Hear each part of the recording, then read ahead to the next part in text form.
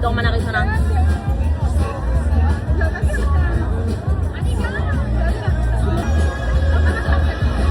ממשיכה.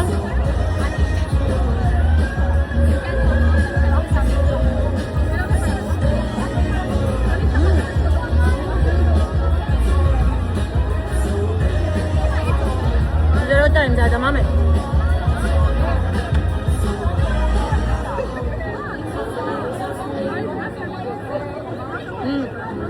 זה טעים, זה אמור. מנה שנייה, סושי. אני גבוהה מדי.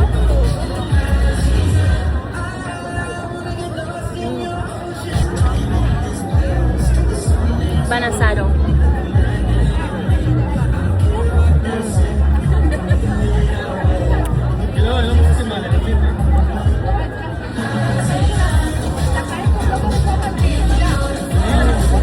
לקחתי שווארמה בצלחת כי הפיתה שלהם נקראו והם לא מביאים חדשות כרגע, אז נתמודד עם מה שיש ועם טחינה כמובן.